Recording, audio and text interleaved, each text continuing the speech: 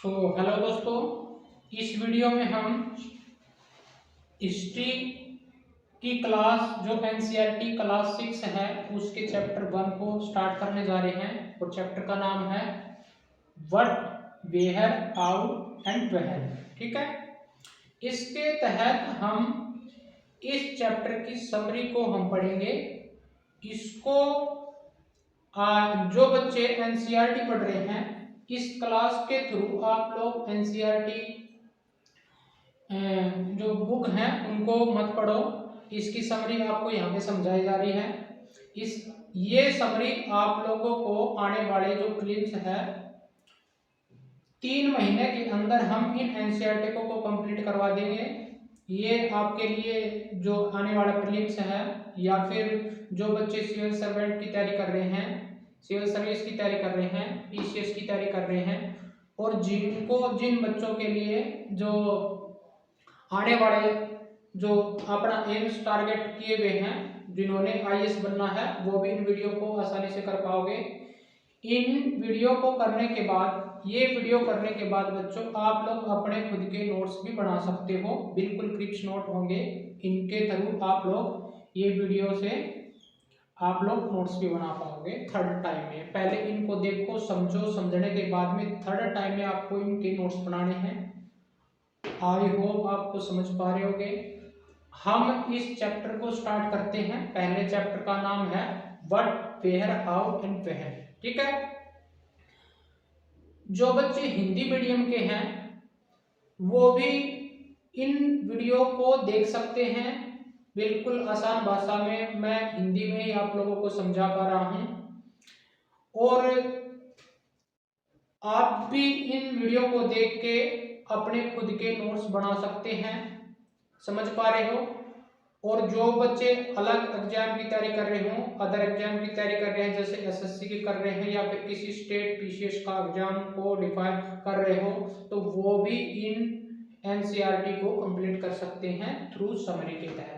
ठीक है बच्चों, इसमें जो पहला हाईलाइट पॉइंट होगा हमारा, what can we know about our past. हम अपने पास्ट को कैसे जान सकते हैं, किसके थ्रू हम इस पास्ट के थ्रू हम किस चीज को जान सकते हैं। एक तो है इनकी जो हमारे एंशिएंट टाइम में जो अर्ली मैन हुआ करते थे, जो आदिमानव हुआ करते थे, वो किस टाइप का, उनको किस खाने की हैबिट होती थी, वो किस तरह का खाना पसंद करते थे, उनसे इस पास्ट से हम ये जान सकते हैं। समझ पा रहे हो।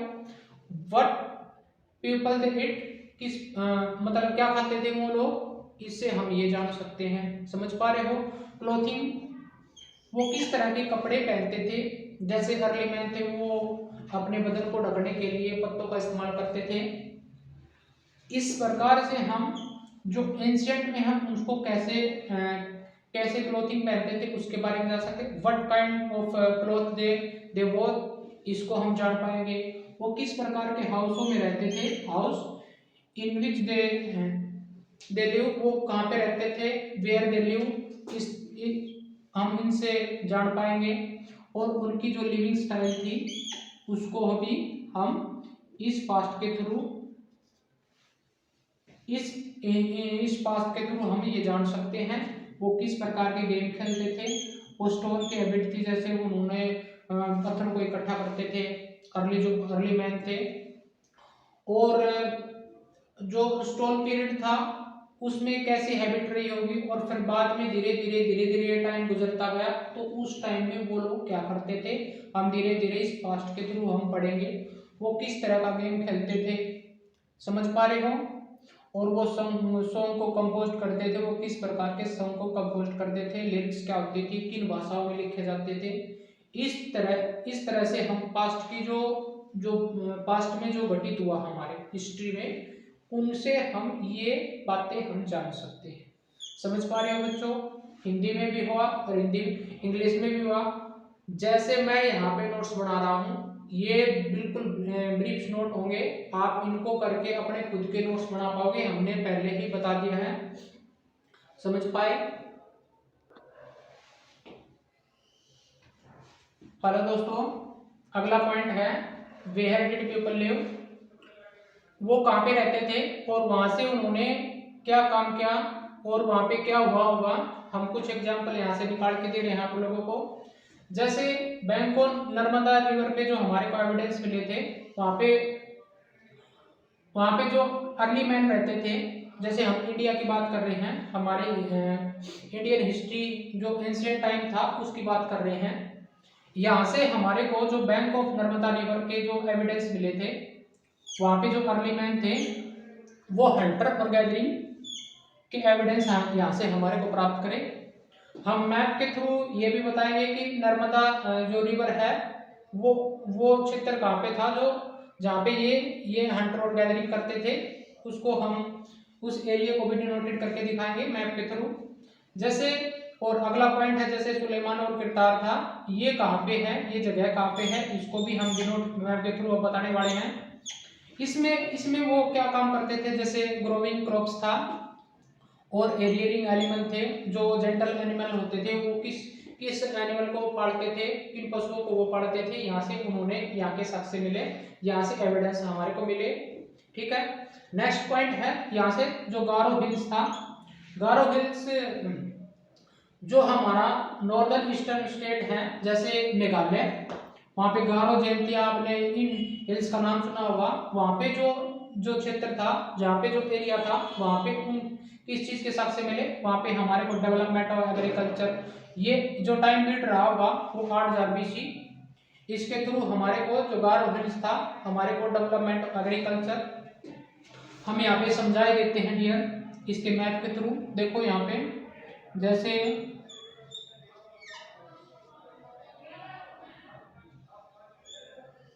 ये जो हमारा बैंक ऑफ नर्मदा रिवर है, यहाँ पे है हमारा सतपुड़ा, ठीक है, जो माउंटेन है, और ये है विंध्याचल और ये है अरावली, समझ पा रहे हो। इन दोनों के बीच में यहाँ से हमारी नर्मदा रिवर फ्लोरिंग करती है, और इसके जो आसपास का जो एरिया है, इसकी जो ट्रिब्यूटरी है या फिर जो आसपास यहाँ पे जो अर्ली मैन रहे होंगे, वहां पे हमारे को हंटर और गैदरिंग के जो एविडेंस मिले हैं, हम यहाँ से हम अंदाजा लगा सकते हैं यहाँ पे ये ऐसे रहे होंगे। और जो सुलेमान और किरतार था, ये पाकिस्तान का जो यहाँ पे एरिया है, इस एरिया में सिंध प्रांत के जो बिल्कुल नीचे है, और ये हमारा जो गुजरात है, गुजरात और राजस्थान के यहाँ पे, ठीक है, इसको यहाँ पे सुलेमान और किरतार, यहाँ से हमारे को क्या मिला, ग्रोविंग क्रॉप्स, वो किस प्रकार की जो फसलें उगाते थे, रेयरिंग एलिमेंट है वो जो किस जानवर को पालतू बनाते थे, हमारे को यहाँ से थोड़ा सक्सेस मिले। आप लोगों को इनसे आप लोग सिर्फ हिंट लगा पाएंगे यहाँ से, ये एनसीईआरटी आपको आपकी मेंस की हैंड राइटिंग को भी स्किल्स को सुधार सकती हैं, ठीक है, समझ पा रहे हो। और ये हमारे को प्रीलिम्स में भी काम आ सकते हैं, इनसे बहुत सारे क्वेश्चन बनते हैं, डायरेक्ट इनसे क्वेश्चन उठा लिए जाते हैं, इनसे बना के फिर आपसे प्रीलिम्स में पूछे जाते हैं, समझ पा रहे हो। अब ये गारो हिल्स कहाँ पे है, ये गारो हिल्स हमने बताया था नॉर्थ ईस्टर्न प्रोविंस, यहाँ पे जो स्टेट है 7 स्टेट, यहाँ पे है मेघालय, जो असम के साथ में लग रहा है। इसमें इसके आसपास जो क्षेत्र था, और इसके साथ में देखो डियर यहाँ से गंगा का भी फ्लोरेशन यहाँ पे जा रहा है, इसके साथ इसके नीचे, और यहाँ पे हमारी जो ब्रह्मपुत्र है यहाँ से होते हुए अरुणाचल प्रदेश में, इसके असम के थ्रू यहाँ पे बांग्लादेश में लैंड करती है, वेस्ट ऑफ बंगाल में, समझ पा रहे हो। इस क्षेत्र में उन व्यक्तियों की जो एक्टिविटी रही होगी वो किस प्रकार का एग्रीकल्चर का डेवलपमेंट करते थे, वो यहाँ पे हमारे को गारो हिल्स से हमारे को पता चलता है। इसका टाइम पीरियड भी इन्होंने डिनोट कर रखा है 8000 BC में। ये एग्जैक्ट नहीं हो सकता डियर, लेकिन हम एनसीईआरटी के थ्रू मान सकते हैं इस टाइम पीरियड में हमारे को ये वाले डेवलपमेंट एग्रीकल्चर के मिले होंगे, समझ पा रहे हो।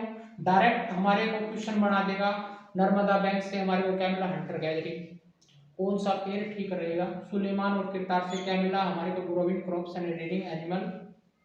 गारो हिल से क्या मिला हमारे को, डेवलपमेंट ऑफ एग्रीकल्चर। किस में, टाइम पीरियड को बदल देगा या फिर इस टाइम को रख सकता है।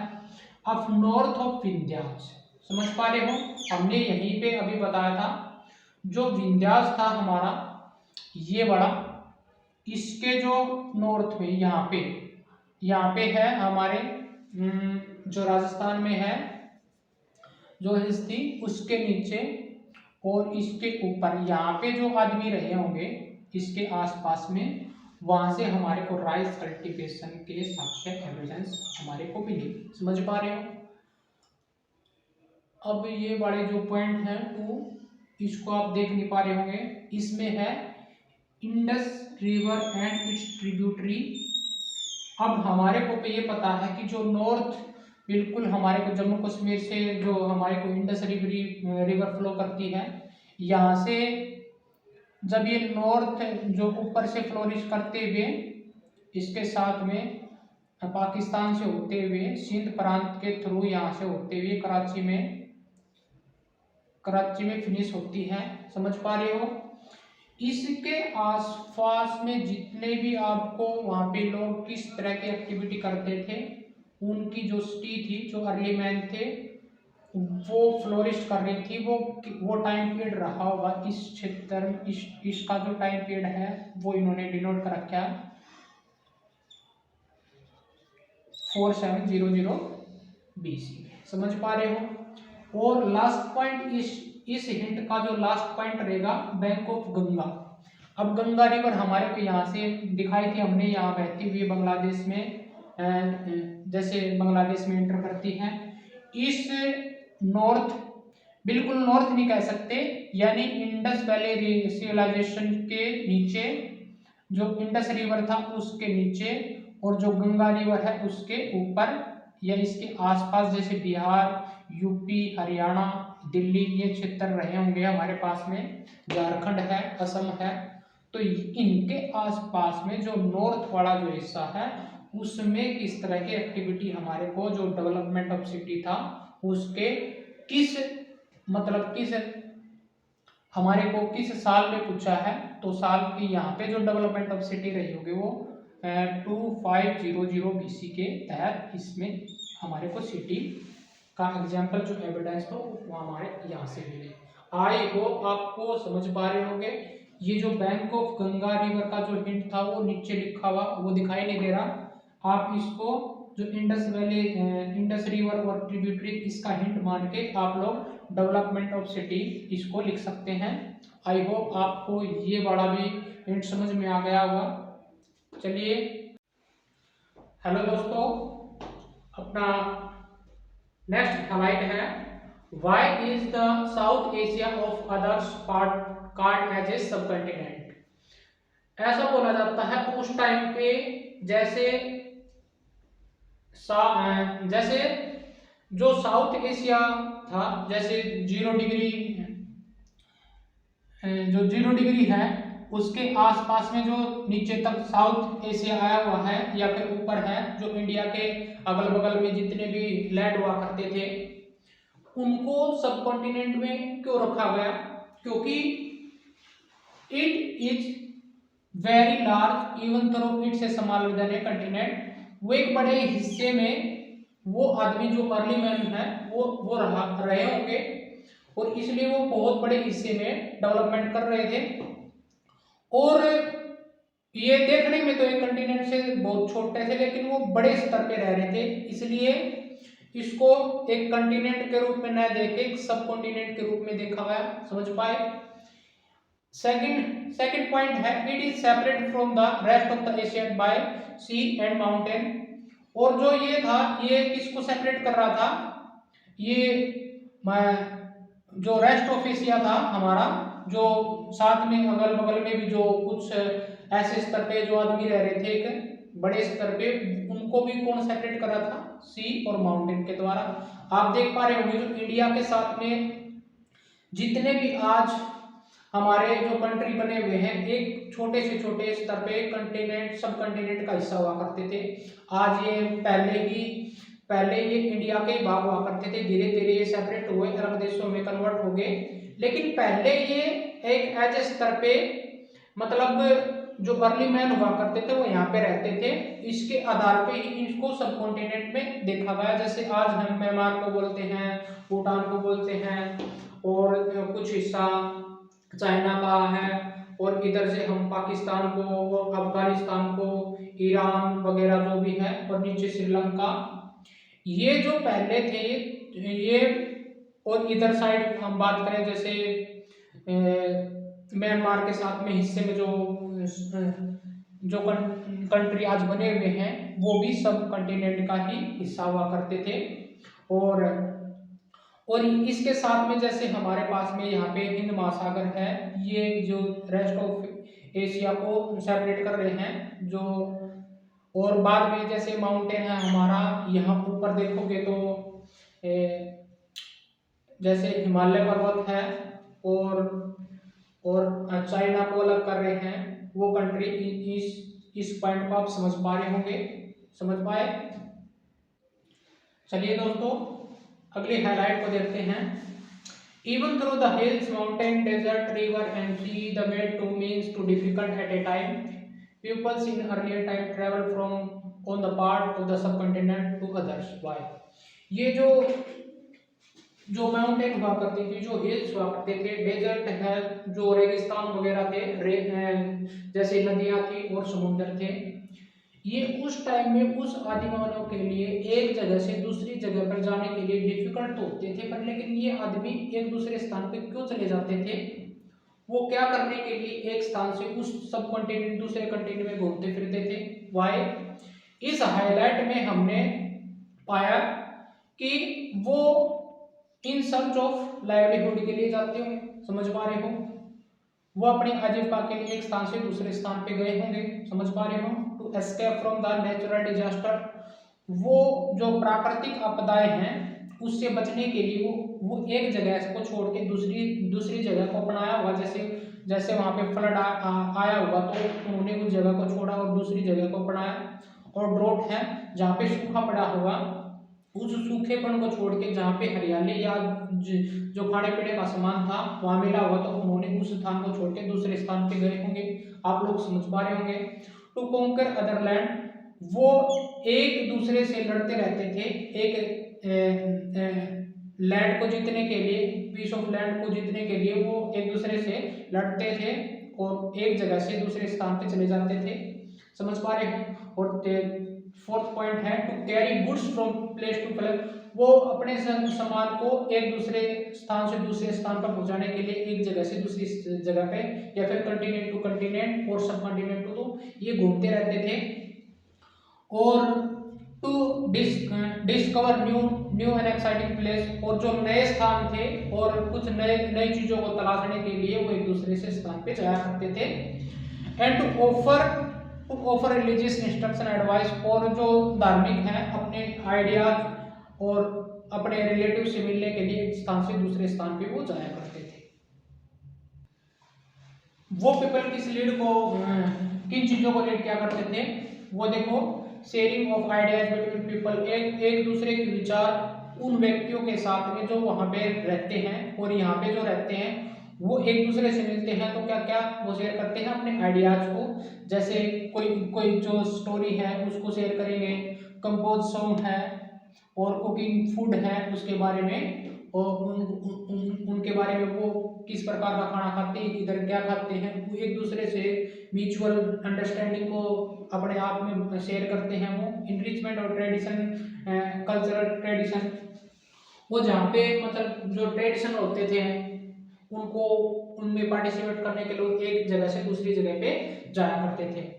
Name of the land, name of the land, जो हमारे इंडिया का नाम, जो इंडिया और भारत हुआ है वो कहाँ से आया है? जो इंडिया है ये इंडस रिवर से आया है, इंडस से, और इसको सिंधु इन संस्कृत में बोला जाता है। The land of the east of the river was called India.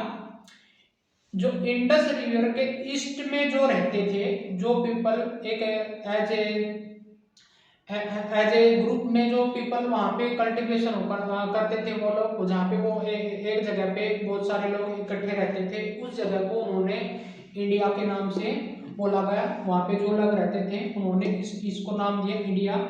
समझ पा रहे हो। और दूसरा था भारत, a group of the people who live in the north west. North west जो इस नदी के, मान के चलो जो हमारी इंडस रिवर है, जैसे हमने यहाँ पे डिनोटेड किया, ये जो हमारा नॉर्थ हिस्सा है, यहाँ पे जो सिंधु रिवर जो बहती है, इसके जो ईस्ट में रहे होंगे उन व्यक्तियों को क्या बोला गया होगा, उसको बोला गया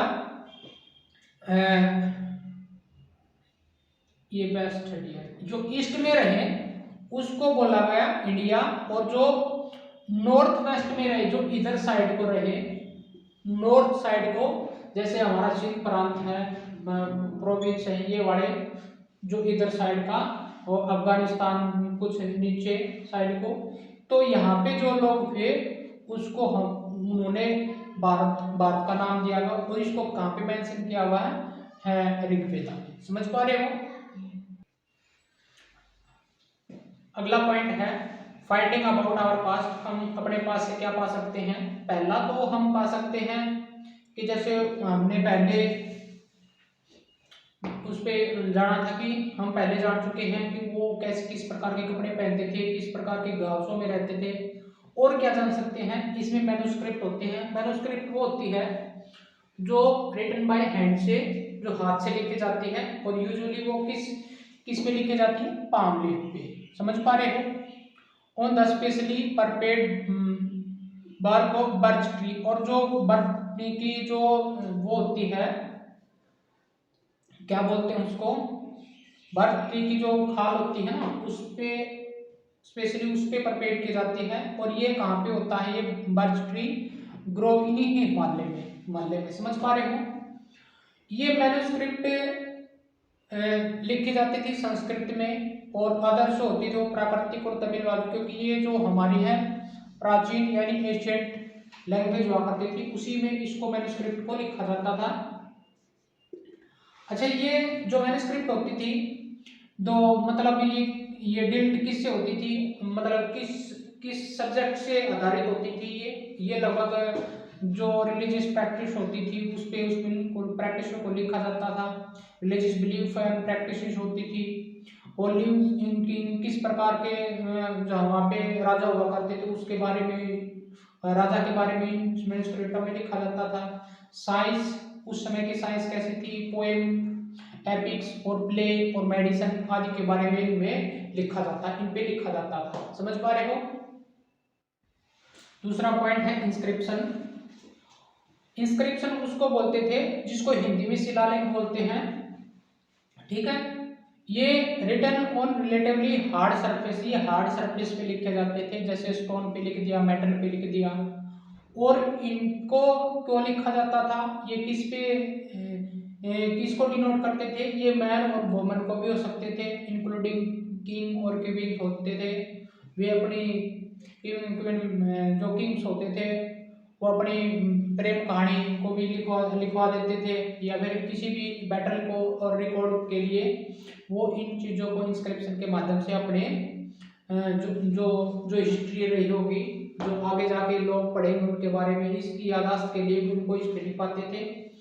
और तीसरा पॉइंट है archaeologist. Archaeology the study of experiments, जो बचे अवशेषों को हम जिसमें स्टडी करते हैं उसको आर्कियोलॉजी बोलते हैं। Like that remains of building made of stone, किस प्रकार के घर बने हुए थे, जो पत्थरों से बने हुए थे, ईंटों से बने हुए थे, और पेंटिंग और स्कल्पचर थे वो किस तरह के बने हुए थे, इसमें जो आर्कियोलॉजी है,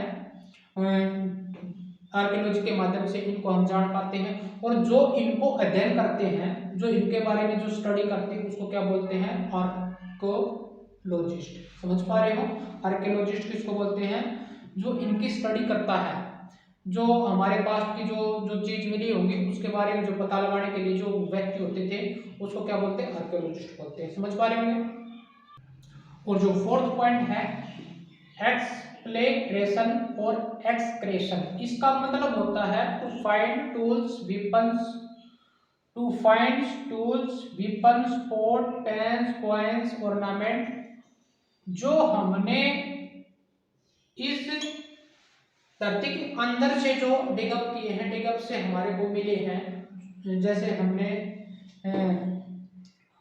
टू डिगअप अंडर द अर्थ, जो अर्थ के अंदर से जो हमारे को जो भी सामान मिला है उनका जो अर्ली मैन का, उसको हम एक वर्ड के नाम से डिनोट करते हैं।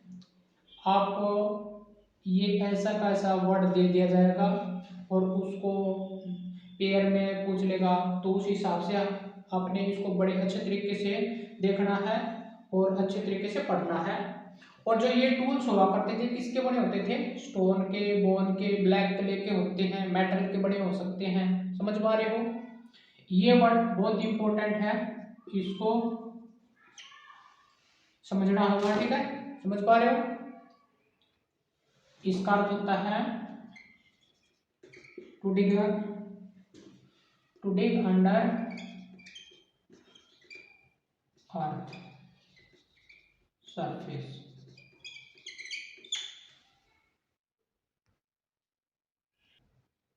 अगला पॉइंट है dear, which word is used by the historian to refer to the information found from the manuscript, inscription and archaeology। हम किस शब्द को एज ए यूज कर सकते हैं, उन लोगों ने यूज किया होगा तो ये इंफॉर्मेशन पाने के लिए जो इनसे मैन्युस्क्रिप्ट से मिला होगा या इंस्क्रिप्शन से मिला होगा, आर्कियोलॉजी से मिला होगा।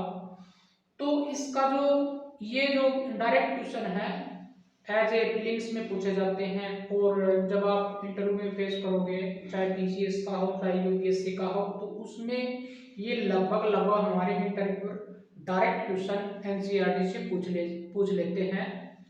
वो ये जानना चाहते हैं कि आपने एनसीईआरटी फॉलो की है या नहीं। समझ पा रहे हो?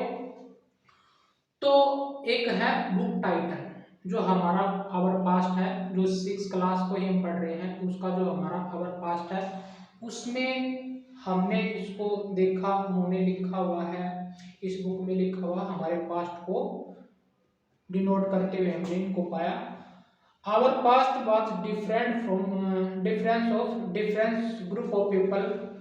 ये इन्होंने बताया, या जो हमारा पास्ट है वो बहुत से डिफरेंस लोगों का ग्रुप रहा होगा। जैसे हार्डर है, जो ग्रुप में रहते हैं उनको क्या बोलते हैं? हार्डर बोलते हैं। फार्मर भी रहेंगे, किंग ऑफ क्वींस भी रहेंगे, मर्चेंट, क्राफ्ट पर्सन है। ये अलग अलग वैरायटी के जो पर्सन थे, हमारे पास्ट में जो घटनाएं हुई होंगी वो मैन्युस्क्रिप्ट में भी लिखे गए थे, मैन्युस्क्रिप्ट इंस्क्रिप्शन में भी लिखे गए थे, और इनकी जो राजाओं की कहानी होती थी हमने बताया था इंस्क्रिप्शन में, आर्कियोलॉजिस्ट में हमने इनको, इनके बारे में हम किससे जानकारी प्राप्त होती है? हमारा पास्ट और बुक टाइटल है।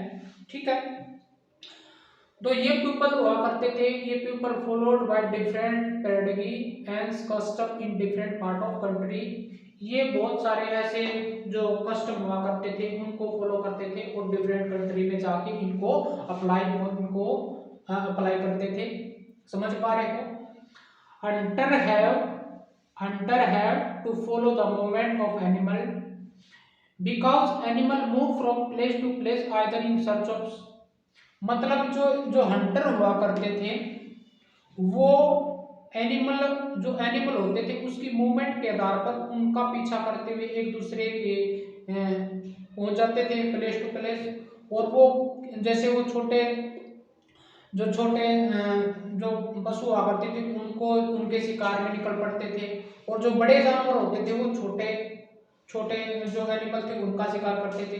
और जो जेंटल एनिमल होते थे जैसे डियर और कैटल है, वो ग्रास अपने भोजन जैसे ग्रास पाने के लिए और लिप्स के पाने के लिए वो एक स्थान से दूसरे स्थान पर चले जाते थे, और बड़े जानवर उनका पीछा करते हुए, और बड़े जानवरों का पीछा करते हुए आदमी जो अर्ली मैन थे उनका पीछा करते हुए वहां तक एक स्थान से दूसरे स्थान पर पहुंच सकते थे। इसका हमारे को कहां से प्राप्त हुआ? हमारे पास से। और जो बुक टाइटल है हमारे पास से हम इनको अंदाजा से बता सकते हैं कि वहाँ के लोग क्या करते हो, और वो इसके बारे में ये स्टोरी टेलिंग हुई है, क्यों किंग्स और क्वीन क्या लिखवाते थे इंस्क्रिप्शनों में और मैन्युस्क्रिप्ट में क्या लिखवाते थे। आई होप आपको समझ में आया होगा। ये जो पीपल थे वो एक स्थान से दूसरे स्थान पे चले जाते थे। वो क्यों जाते थे हमने अभी पढ़ा था। वो हमारा जो बुक टाइटल था उसमें अभी हमने पढ़ा। वो उसके उसके माध्यम से हमें ये पता लगा सकते हैं कि वो आदमी यहाँ पे गए हुए क्यों रहे होंगे। हम क्यों का जवाब पढ़ रहे हैं। Plant or tree bear fruit in different season. जो प्लांट हुआ करते थे जो वो अलग सीजन में अलग प्रकार के मतलब फ्रूट वहां पे मिलते थे, इसलिए पीपल गए होंगे season two season in search of plant. पौधों की जो वो फ्रूट वाले पौधे होते थे जो फल देते हैं वो सीजन टू सीजन अपना मतलब फ्रूट देते हैं। उनकी सर्च में वो व्यक्ति एक सीजन से दूसरे सीजन में उन प्लांटों की खोज में गए होंगे। समझ पा रहे हो। People living on the bank of the river and lakes so that they would have to go in search of water during the dry season. वो व्यक्ति ड्राई सीजन में यानी जो सूखा सीजन हो जाता है जो जैसे विंटर सीजन में आता है हमारे पास में, उस वो व्यक्ति रिवर के आसपास में रहते थे और लेकों के आसपास में जो झील होती थी उनके पास में रहते थे। और जब ड्राई सीजन हो जाता था वो उस स्थान को छोड़ के दूसरे स्थान को पानी की तलाश में गए होंगे। ये हमने ये जो बुक टाइटल से इसमें हमारे को पता चलता है, जो मैन्युस्क्रिप्टों में हमारे को पता चलता है। समझ पा रहे हो। ये जो हिस्टोरियन थे उन्होंने किस टाइटल में दिया गया था, हमारे पास्ट जो बुक पास्ट था उसमें हमारे को ये बताया कि वो व्यक्ति एक स्थान से दूसरे स्थान पे कैसे क्यों गए थे और कब गए थे, ये हमने इसमें समझाया गया है। और इसकी क्या वजह रही होगी और क्या करने के लिए पीपल्स में हैव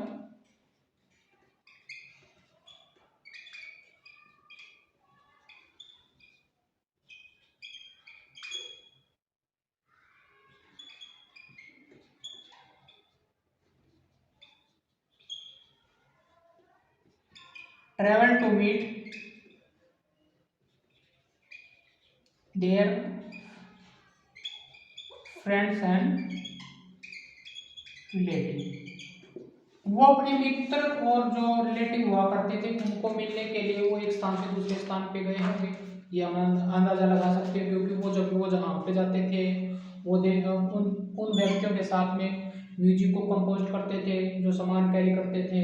हम इससे अंदाजा लगा सकते हैं कि वो पीपल ट्रैवल अपने फ्रेंड मित्रों से मिलने के लिए या अपने रिलेटिव को पाने के लिए एक स्थान से दूसरे स्थान पे वो बिछड़ भी जाते थे।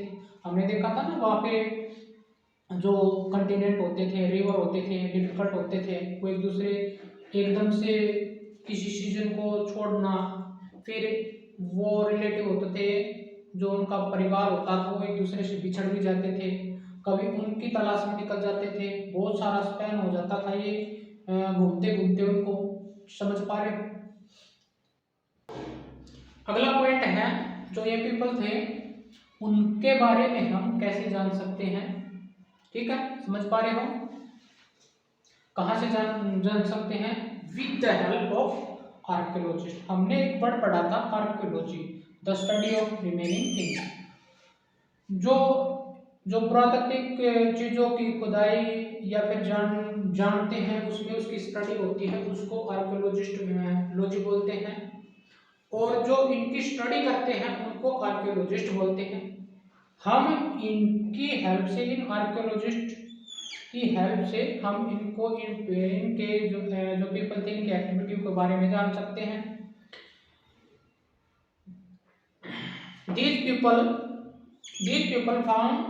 These archaeologists found some of the things made and used by the hunter gatherer। In archaeologist के द्वारा ऐसी चीजें खोजी गई जो बनी हुई थी और उनको यूज किसके द्वारा किया जाता, हंटर और गैदर के द्वारा।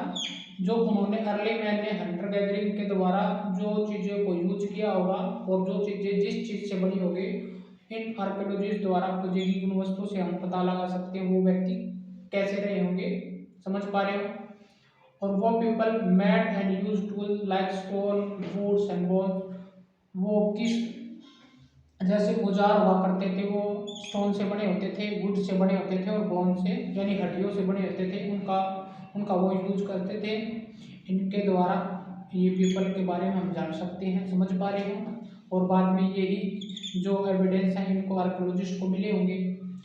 सम tools are survive in the best out of them, और इन्हीं बड़े हुए टूल्स में से कुछ ऐसे जो औजार रहे होंगे जो उनको आर्कियोलॉजिस्ट को मिले होंगे, जो समझ पा रहे हैं, उनमें बेस्ट रहे होंगे। उनको मिलने के बाद में उन्होंने अंदाजा लगाया कि ये आदमी किस तरह के औजारों का यूज करते थे, समझ पा रहे हो, with the help of archaeologist, समझ पाए।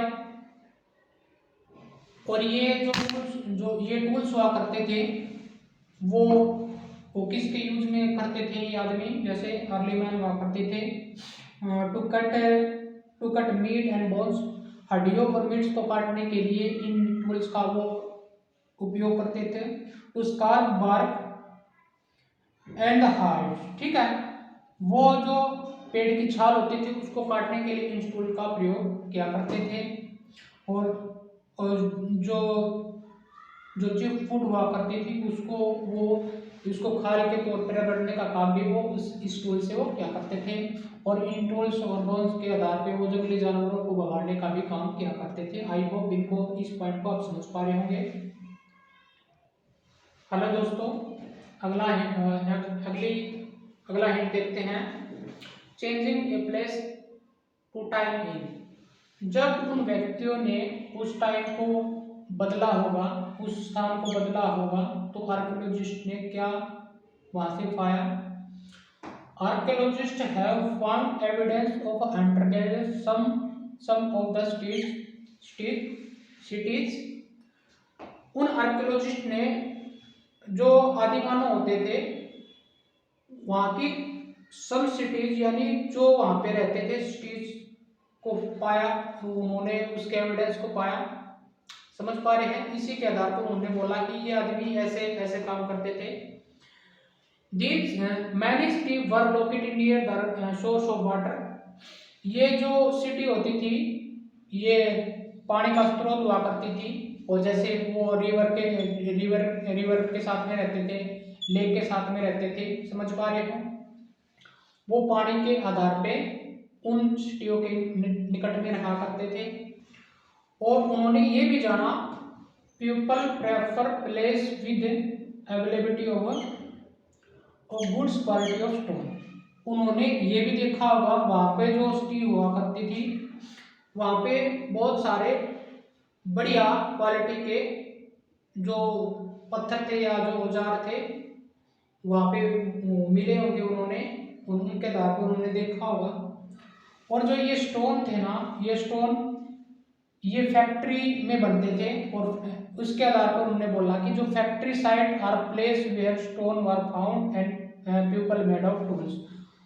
और जो फैक्ट्री साइट होती थी वो प्लेस होता था जहाँ पे इन स्टोनों को पाया जाता था या पाया गया, और पीपल मेड टूल्स, और इन स्टोनों से वो औजार बनाया करते थे ये व्यक्ति। और इन आर्कियोलॉजिस्ट ने इस एविडेंस के आधार पे बताया कि वो फैक्ट्रियों में उन जो स्टोन थे वो मिले होंगे, और उनसे वो इस प्रकार के जो औजार थे वो बनाया करते थे, समझ पा रहे हैं। और वो औजार गुड्स क्वालिटी के हुआ करते थे, समझ पा रहे हो। ये लाइन एग्जैक्टली आपको ही ऐसे ही पेपर में लिंक्स में दे दी जाएगी, आपको बड़ी आसानी से इसको केयर टू केयर पढ़ना है, इन लाइनों को, समझ पा रहे हो। आई होप आप समझ पा रहे होंगे।